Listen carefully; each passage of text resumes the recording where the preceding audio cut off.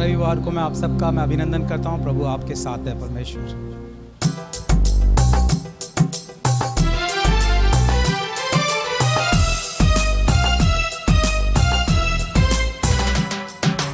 यहोवा ईरे सब कुछ देखता है। यहोवा ईरे सब कुछ वो देख लेगा। नहीं डरेंगे हम, नहीं डरेंगे, नहीं डरेंगे हम, नहीं डरेंगे। प्रभु नाम है मेरा शरण स्थान है, हमेशा स्तुति करूँगा।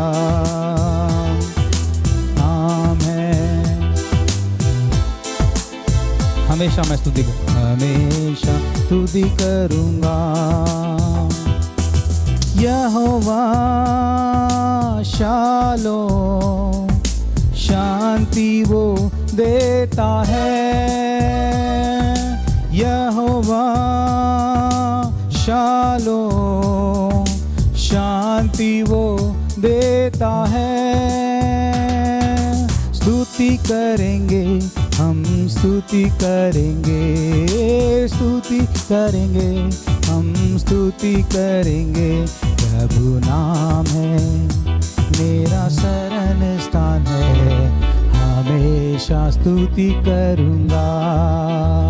प्रभु नाम है शरण स्थान है, हमेशा स्तुति करूँगा। यहोवा रुआ मेरा अच्छा चरवा है। यहोवा रुआ मेरा अच्छा चरवा है। स्तुति करेंगे हम, स्तुति करेंगे। मेरा चरवा तू है, स्तुति करेंगे हम। तेरी भेड़ है परमेश्वर, तू हमें संभाल, हमें उस राह पर लेकर चल और सही राह दिखा के हमें परमेश्वर अगुवाई कर, ताकि परमेश्वर हम तेरी सेवा को भरपूरी के साथ कर सके। परमेश्वर आप सबको इस 9वें लॉकडाउन डे में आप सबका मैं और एक बार चर्च ऑफ ग्लोरी की तरफ से मैं आप सबको हार्दिक शुभकामना देता हूं। और परिस्थितियां मैं जानता हूं कि बहुत बिगड़ी हुई है। जैसा 50 दिन पहले हम सोच रहे थे ऐसा कुछ नहीं है, सब कुछ ख़त्म हो चुका है। जैसा लोगों ने सोचा था कि अब ख़त्म हो जाएगा, ठीक हो जाएगा, ऐसा कुछ नहीं हो रहा। सब बदल गई, परिस्थितियां बदल गई, परेशानियां और बढ़ गई। लेकिन एक यहोवा हमारे साथ हमेशा रहता है। वो कहता है कि मैं तुझे एक भेड़ के समान मैं चराऊँगा। भेड़ को कई चीज़ों की ज़रूरत होती है, पानी की ज़रूरत होती है, उसको घास की ज़रूरत होती है, चारा की ज़रूरत है। लेकिन वचन कहता है कि वो हमें एक चरवाहे की तरह हमारी रक्षा करता है, ताकि हम जानते हैं, चरवाहा जानता है कि भेड़ को कब क्या चाहिए, कब उसको प्यास लग रहा है, कब उसको एक चारा देना है। आज परमेश्वर इस दिन में हम लोगों की रक्षा करता है। जो परमेश्वर के भक्त हैं उन लोगों को संभालता है। मैं एक दो वचनों के द्वारा आज परमेश्वर हमें जो अगुवाई कर रहा है मैं आप लोगों के बीच में बांटना चाहता हूँ। नीति वचन 18 के 1 में हम एक वचन को देखते हैं। उसके आधार पर मैं बहुत ही कम समय में अपने व्लॉग को ख़त्म करना चाहता हूँ। जो दूसरों से अलग हो जाता है वह अपनी ही इच्छा पूरी करने के लिए ऐसा करता है और सब प्रकार की खरी बुद्धि से बेर करता है। अर्थात जो व्यक्ति, जो इंसान, जो भक्त परमेश्वर का, चाहे वो भक्त हो चाहे कोई भी हो, जो दूसरों से अलग हो जाता है, यानी हम अलग होने की जब भी कोशिश करते हैं वो अपने अंदर की गलत इच्छा को पूरा करना चाहता है। जब भी हम परमेश्वर, मैं इसलिए कह रहा हूँ कि परिस्थिति 50 दिन हो गए, कई परेशानियाँ हो गई, कई प्रॉब्लम्स हो गए। इस समय जो पहले परमेश्वर में स्थिर थे, अब हो सकता है ऐसे सोचें कि सब बकवास है, सब कुछ नहीं हो रहा, सब खराब हो गया, सब सिस्टम खराब हो रहा है। लेकिन परमेश्वर कहता है, परमेश्वर का वचन कहता है, जो दूसरों से अलग हो जाता है, अर्थात जो परमेश्वर के लोगों से अलग हो जाता है, वो अपनी इच्छा को पूरी करने के लिए ऐसा, मतलब जब हम कुछ गलत काम करने की सोचते हैं, जब हम गलत और ध्यान लगाते हैं अपने आप परमेश्वर के भक्तों से, परमेश्वर के लोगों से, हम क्या करते हैं, हट जाते हैं। एक वचन मैं आप लोगों के बीच में पढ़ना चाहता हूँ और एक वचन मत्ती के सुसमाचार में 27 के अध्याय में हम देखते हैं कि 17 से, अतः जब वह इकट्ठा हुए तो पिलातुस ने उनसे कहा, तुम किसको चाहते हो कि मैं तुम्हारे लिए छोड़ दूं?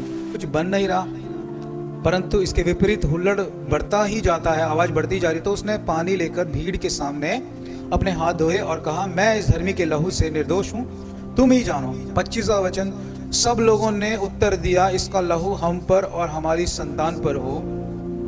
इस पर उसने बरअब्बा को उनके लिए छोड़ दिया और यीशु को कोड़े लगवाकर सौंप दिया कि क्रूस पर चढ़ाए जाए। अर्थात इस वचन को बहुत गंभीरता के साथ अगर आप सुनेंगे, कई लोग इस वचन को ईस्टर के दिन में, गुड फ्राइडे के दिन में प्रचार करते हैं कि भाई यीशु मसीह के क्रूस की बात अभी कहाँ से आ गई। लेकिन इसकी गहराई कुछ और आप ध्यान से देखेंगे। पहले हमने नीति वचन 18 के 1 में देखा कि जो दूसरों से अलग हो जाता है, विच मीन्स जो सेपरेट होना चाहता है परमेश्वर की अगुवाई से, परमेश्वर की सामर्थ से, परमेश्वर के उस महिमा से, परमेश्वर के उस अद्भुत कार्य से जो परमेश्वर हमें अगुवाई करके लेकर आ रहा है, बैप्टिज्म देकर, विश्वास करके हम लेकर आ रहे हैं। लेकिन शैतान ऐसी परिस्थितियां लेकर आ सकता है, अलग करना चाहता है। और ऐसा ही हम इस वचन में हम देखते हैं मत्ती के सुसमाचार 27 में 17 से। हुआ ये, पिलात एक बहुत बड़ा राजा था और यीशु मसीह मासूम था और डाह से उसे पकड़ के लाया, चोरी से पकड़ के लाया कि भाई इसे मारना है, क्योंकि परमेश्वर बहुत से अद्भुत काम कर रहा था, परमेश्वर की महिमा बहुत ज़्यादा हो रही थी। मुर्दे को जिंदा उठा रहा था, जिसके आँख नहीं है उनको दृष्टि दे रहा था, जिसके कान नहीं है वो सुनने लग रहे थे, जो लंगड़े वो चलने लग रहे थे। डॉक्टर का काम तो ख़त्म, वैद्य का काम ख़त्म, अच्छे अच्छे लोगों का काम उसने निपटा दिया। 1 मिनट में सब छूट। अब लोग सोच रहे थे कि भाई ऐसे तो हमारा काम होगा नहीं, तो पकड़ के लेकर आए। उसमें सबसे अच्छी बात क्या है, जो पिलात की बीवी थी, वो पिलात की बीवी उससे जाकर बोलती है कि भाई इस व्यक्ति में कोई गलती नहीं है, तुम इस चक्कर में मत पड़ो, नहीं तो तुम फंस जाओगे। क्योंकि उस बीवी को, यानी पिलात की बीवी को स्वप्न में दर्शन के द्वारा परमेश्वर अगुवाई करता है और उसे ठेस पहुंचाता है। बहुत उसमें एक अच्छा शब्द का प्रयोग करा हुआ, उसमें लिखा है कि आज स्वप्न में उसके कारण बहुत दुख उठाया। देखिए कई बार हम स्वप्न में कुछ हम गलत चीज़ देखते हैं कि जैसे कि हमें कोई नुकसान हो रहा है। जो आप स्वप्न जब रात को सोते हैं, कभी कभी आपको ऐसा होता है कि हमें परमेश्वर के लोगों के लिए विशेष तौर पर कह रहा हूँ मैं, जब आप सोते हैं तो आप सोते हैं अरे ये परेशानी हो गई। एक आप अजीब तरीके की आप स्वप्न देखते हैं कि मैं किसी में गिर गया, मुझे चारों तरफ से घेर लिया, या मुझे नुकसान हो रहा है, मेरा परिवार बिखर रहा है, या मैं चिल्ला रही हूँ। तो इसका मतलब पता है क्या है, परमेश्वर के विरुद्ध आपको नहीं कुछ भी काम नहीं करना। यहाँ पर पिलात उस महिला का पति राजा था और वो गलत काम करने जा रहा था, लोगों के उकसाने पे यीशु मसीह को चढ़। लेकिन उसकी बीवी, उसकी जो पत्नी इतनी समझदार थी, वो आकर उसको पिलात को कहती है कि देखो भाई आप ऐसा उस चक्कर में मत पड़ो, वो एक बहुत ही पवित्र व्यक्ति है, वो भगवान है, वो यीशु है, लोग तो अनजान है, आप ऐसा ना। क्यों? क्योंकि वो भक्ति थी, एक छोटी सी एक विश्वास था। जब उसको एक छोटा सा तो परमेश्वर ने उसको स्वप्न के द्वारा दर्शन दिया और उसे ठेस पहुंचा। उसमें एक बहुत सुंदर बात, दुख दिया, असली दुख नहीं, स्वप्न में सिर्फ स्वप्न देख रही है कि वो एक सपना देख रही है कि मैं दुख उठा रही हूँ। और तुरंत वो पिलात को जाकर अपने पति को उसने समझाया कि देखो ये तो दुख तो क्या था, ये तो एक सपना था, अगर तुम उसको सच में मार दोगे तो ऐसा दुख हकीकत में हो जाएगा। जब कभी कभी हम जब स्वप्न देखते हैं, जैसे उसमें कुछ हमें दुख पहुंचा रहा है, कुछ दुख हो रहा है, तो हमें तुरंत हमें ये निर्णय लेना है कि मैं यीशु मसीह के खिलाफ या उसके वचन के खिलाफ या पास्टर के खिलाफ या कुछ परमेश्वर के काम के खिलाफ मैं नहीं करूँगा, नहीं करूँगी, और तुरंत सही हो जाना चाहिए। पिलात बिल्कुल सही हो गया। और नीचे हम देखते हैं पिलात ने जब लोगों उकसा रहे थे इसको मारो मारो, 22वें वचन में पिलात ने उनसे कहा फिर यीशु को मैं क्या करूं? लोग कह रहे थे कि उस डाकू चोर को छोड़ दो। तो लोग ना बड़े अजीब किस्म के होते हैं, लोग उस दिन भी ऐसे थे, आज भी ऐसे हैं। सरकार की हालत देख लो, जो हमारी सरकार चल रही है, चाहे आपके राज्य की हो चाहे कहीं भी, मेरे को सरकार के नाम से मतलब नहीं है। वो कह रहे हैं कि 20 लाख करोड़, कभी कह रहे हैं 50 लाख करोड़, कभी कह रहे हैं 100 करोड़। 1 रुपये तो लोगों को दिख नहीं रहा कहीं। लोग सड़कों में मर रहे हैं, लोग सो रहे हैं रेलगाड़ी के ट्रैक पे, सुबह उनका क्या कहते हैं, रोटी पानी पड़ा हुआ, उनका चप्पल पड़ा हुआ, इधर मरे पड़े हैं। लोग ट्रक में जाने के लिए कहीं जा रहे हैं, मरे पड़े, लोगों के पास खाना नहीं मिल रहा। लोग पागल थोड़ी ना है जो ट्रैक में आकर सोएंगे, क्या कहते हैं, ट्रक पकड़ के भागेंगे सड़क में, पागल। इट्स लाइक ए डॉग, बिल्कुल एक जानवर की तरह सड़कों में। लोग पागल थोड़ी ना है।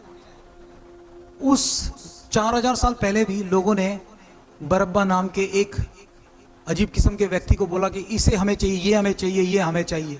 यीशु मसीह बेचारा एक सादा मासूम व्यक्ति खड़ा हुआ है, लोग उस दिन भी बेवकूफ़ थे, आज भी बेवकूफ़ की तरह बेकार से सरकार। मैं किसी भी सरकार की पार्टी को मैं या किसी उसको मैं ठेस नहीं पहुंचाना चाहता या किसी को मैं गलत कहना चाहता हूँ। कहीं ना कहीं कुछ तो गड़बड़ है, कहीं ना कहीं कुछ है गलती। आज लोग अजीब किस्म के सरकार को लेकर लोग रोज कह रही है कि 20 लाख करोड़, कभी 50 लाख करोड़, कभी ये कभी लाखों करोड़ों से नीचे तो बात करते नहीं, और 1 रुपए लोगों को मिलने रुक सड़क में मर रहे हैं। ये समझने वाली बात है। तो लोग पागल तो है नहीं जो साढ़े ट्रैक में जाकर सोएंगे। लोग पागल है क्या जो घर से सड़कों में जानवरों की तरह मरने के लिए निकल रहे हैं। वो उनसे कहता, हाकिम जब उनसे पूछ रहा है 21वें वचन में, हाकिम ने उनसे पूछा इन दोनों में से मैं किसको चाहते हो। यही सवाल, जो गया वो गया, देखो जो गया वो गया, जो गया सो गया। यही सवाल आज परमेश्वर आज दोबारा हमसे पूछ रहा है, अभी भी आपको क्या चाहिए, वो चाहिए या यीशु मसीह चाहिए। जब प्रधान ने पूछा इन दोनों में से किसको चाहते हो, क्या मैं तुम्हारे किसको छोड़ दूं, बरअब्बा को या यीशु मसीह को। लोग चिल्ला चिल्ला कर कहने लगे बरअब्बा को छोड़ दो। वचन कहता बरअब्बा एक बहुत ही डाकू, एक चोर, एक लुटेरा, एक डाकू, एक मतलब कई उसके ऊपर इल्जाम थे, मतलब गलत व्यक्ति था। यूहन्ना के पुस्तक में 10:10 में हम देखते हैं, वचन कहता है कि चोर सिर्फ चोरी करने के लिए आता है और किसी के लिए नहीं आता। मतलब चोर सिर्फ चोरी करने के लिए, जरूरी नहीं कि चोर की तरह वो दिखे। मैं जो कहना चाहता हूं आप समझ रहे हो। चोर चोरी कर, उसका मतलब है कि किसी जगह चोरी करना। डाकू बन के नहीं आएगा वो, उसको चुराना है, हमारी आशीष को चुराना है, हमारे पैसों को चुराना है, हमारे बैंक अकाउंट को चुराना है, हमारे परिवार के लोगों को चुराना है। हमारे अंदर सिर्फ चोरी का डर ही बैठाना है। लेकिन यीशु मसीह आया है उद्धार देने के लिए। यूहन्ना 10:10 में हम देखते हैं, उस दिन भी सवाल पूछा, आज भी परिस्थितियां सवाल पूछ रही है, आज भी तुमको बरअब्बा चाहिए या यीशु मसीह चाहिए। कई बार इसका मतलब ये है कि कई बार हम ऐसी परिस्थितियों में आकर रुक जाते हैं कि बरअब्बा जैसे चोरी जैसे सिचुएशन हमें मन में आता है, या गलत, जब भी हमें गलत सोच आती है तो बरअब्बा को हम द्वार खोल के दे रहे हैं। कब यीशु मसीह मासूम बेचारा बल के खड़ा रहता है, हम गलत काम को एंट्री कर देते हैं। बरअब्बा गलत इंसान है, गलत व्यक्ति है, उसको कह रहे हैं कि छोड़ दो इसको, हमारे लिए छोड़ दो, यही हमारा राजा है, यही हमारे लिए है, इसको हम। आज जब हालत इतनी खराब हो गई, जब बरअब्बा जब बाहर आया तो और उसने लूट मचाई, तो बेचारा यीशु मसीह वो एक कोने में खड़ा हुआ। क्योंकि यीशु मसीह, मैं पहले कहता हूँ, उसको फॉलोवर या अपनी शक्ति का दिखाने की जरूरत नहीं करता। वो एक मासूम भगवान है, वो मासूम परमेश्वर है, जो उसके पीछे आना चाहते हैं उनको आने देता है। वो किसी को जबरदस्ती नहीं करता कि तुम मेरे पीछे आओ। हम देखते हैं कि बेचारा यीशु मसीह एक तरफ खड़ा हुआ, जब पिलात ने देखा कि कुछ बन नहीं रहा, जब पिलात जब समझ, क्योंकि पिलात ये अपनी पत्नी के कारण समझ गया, उसकी बीवी ने एक अच्छी बात समझाई कि भाई यीशु मसीह एक बहुत ही मासूम, एक अच्छे व्यक्ति हैं, उनके चक्कर में तुम मत फंसना करके उसकी बीवी ने। आज आपको परमेश्वर वचनों के द्वारा, आप हो सकता है मैं जो बात जो कहना चाहता हूँ उस वचन के अनुसार आप लोग समझ गए होंगे, लेकिन एक तरफ वो अलग चीज़ है, लेकिन एक तरफ ये है, हमें कभी भी बरअब्बा जैसी कार्य को हमें आमंत्रित नहीं देना, कोई भी गलत काम को एंट्री नहीं देना, कोई भी शॉर्टकट काम को एंट्री नहीं देना। हमारे परिवार को वो खा जाए, हम सोचते हैं कि चलो ये तो छोटी सी बात है, चलो ये तो कोई मामूली बात है। बरअब्बा एक बार निकल के आएगा तो सब कुछ हमारा चुरा के ले जाएगा, हमारी शांति, हमारा समाधान, हमारा पति, हमारा बच्चा, हमारे जितने भी, हमारी सारी। लेकिन यीशु मसीह को हम छोड़ेंगे, हमारे पास जो चिंता जो होती है, हमारे पास जो परेशानी होती है, बेचारा यीशु मसीह कितना परेशान है, कहता है कि अपने बोझ मुझ पे डाल दो। देखो कितना अच्छा परमेश्वर है। बरअब्बा, लेकिन लोगों को समझ ही नहीं आया, कह रहे बरअब्बा को छोड़ दो, बरअब्बा को छोड़ दो। जब बरअब्बा को छोड़ दिया, आज देखो क्या हालत हो रही है, देश की क्या हालत है, जगहों की हालत क्या है, लोग जहाँ जहाँ मर रहे हैं। आज परमेश्वर इन वचनों के द्वारा आपको आशीष करना चाहता हूँ। मेरा इस वचन को पढ़ना किसी नेता को, किसी को ठेस पहुँचाना नहीं, मैं ये कह रहा हूँ चाहे कोई भी हो, लेकिन हमें हमेशा सोचना है क्या सही है, कौन गलत है, कौन सही मार्ग हमें दिखाएगा। हमें अलग करने के लिए, आज परमेश्वर के उस कार्य से अलग करने के लिए बहुत सी परिस्थितियाँ आएंगी। आज मैं बताऊं तो देखो, कल परसों मुझे फ़ोन आया, हमारे जो मेरे दुकान का जो मालिक है, वो कह रहा है कि भाई 2 महीने से तुमने भाड़ा नहीं दिया, आपने किराया नहीं दिया, आप इसको दे दीजिए। मैंने बोला भाई 3 महीने से हमारे पास कोई काम नहीं है, मैं छोटा सा एक बिजनेस करता हूँ, 3 महीने से कोई काम नहीं है, हमारे पास बिल्कुल आमदनी नहीं है। देखो वो एक पर्सनल प्रॉब्लम है, उसको लेकर मैं ये नहीं कि मैं कॉम्प्रोमाइज़ ही कर लूँगी। तो परमेश्वर तू मेरा किराया चुका दे, मैं फिर सेवगाई करूँगा। जो सेवकाई करना चाहते हैं, पर्सनल प्रॉब्लम एक तरफ है, सेवकाई बिल्कुल लगातार चले। आज भी देखो, कल उनको किराया देना है।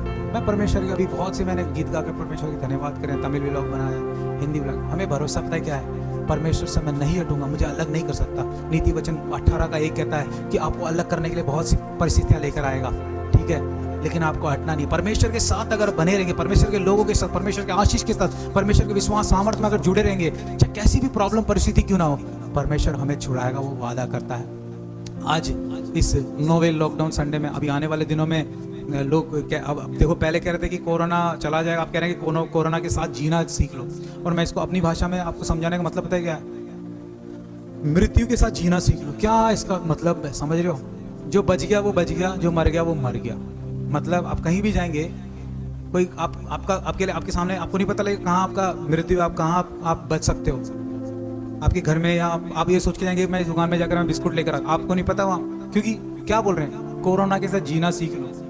और जो एक्सपर्ट्स हैं वो कह रहे हैं कि मे बी जुलाई के महीनों में इसकी जो मृत्यु है बहुत संख्या बढ़ जाएगी, लोगों की जो संक्रमण संख्या बढ़ जाएगी। अर्थात इसका मतलब क्या है, एक चीज परमेश्वर के लोगों से परमेश्वर कहता है, देखो ये कोरोना अब बहुत से लोगों के लिए नया है, लेकिन 4000 साल पहले तकरीबन ये कोरोना इससे भी बहुत बड़ी महामारी आई थी, लेकिन मूसा के लोग और बहुत से लोग जो परमेश्वर के भक्त थे उनको संभाला, उनको कुछ नहीं हुआ, और ये सब लोग मर गए। आज भी परमेश्वर कहता है कि इन दिनों में अगर आप भरोसा करके विश्वास करेंगे, परिस्थितियां कभी भी ठीक होंगी, वो बात अलग है, लेकिन प्रभु से अलग नहीं होना, नीति वचन 18:1 के अनुसार। और भी कई सारे शब्द हैं। मैं एक तरफ ये भी सोचता हूँ कि मैं कई बार ये सोचता हूँ, जो लोग जो कोरोना से बच के भागना चाहते थे, देखो परमेश्वर किसी उद्देश्य से कोरोना वायरस को लेकर आया, मतलब बहुत सोच समझ के उसने इसको बनाया। अब लोग तो अब जाकर कह रहे हैं, मैंने जब मार्च जब तक बहुत फैल चुका था, ये 10 तारीख तक लगभग फैल चुका था, तो कई जगह लॉकडाउन शुरू हो गए थे, जापान में, चीन में। तो मैं घर में एक छोटा सा प्रेयर मीटिंग था, मैंने उसी टाइम अगुवाई किया था कि इसका कोई दवाई नहीं बन सकता। परमेश्वर उसने मुझे इस टाइम सिर्फ यही कहा था। मैं कई बार कई लोग मुझे बोलते हैं कि आप परमेश्वर से प्रेयर करके अगुवाई कीजिए, क्या होगा। मैं पता नहीं क्यों मैं अभी तक इस चीज़ में मैं गंभीर मैंने नहीं लिया, लेकिन एक बार जो मैंने जब प्रेयर करा था 10 मार्च के पहले हफ्ते से पहले, तब मैंने बताया था इसकी दवाई कभी नहीं बन सकती। और मैंने क्यों बोला, कैसे बोला पता नहीं, परमेश्वर उस टाइम आ गया नहीं।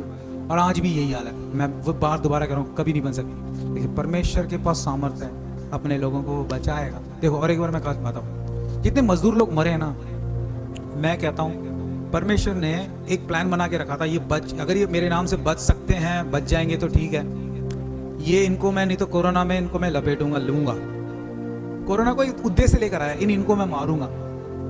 मैं सोच रहा हूँ कि मजदूर लोग उस मृत्यु को, उस वायरस को ठींगा दिखा के जाने की सोच रहे थे, लेकिन परमेश्वर जिसको मारना चाहता है मारेगा ही, जिसको जीना चाहता है उसको जीने के लिए रास्ता खोलेगा। मैं यही सोचता हूँ, तो मजदूर चाहते तो बच जाते, लेकिन वो परमेश्वर से बच के जाना चाहते थे, उस कोरोना को ठींगा दिखाना चाहते थे।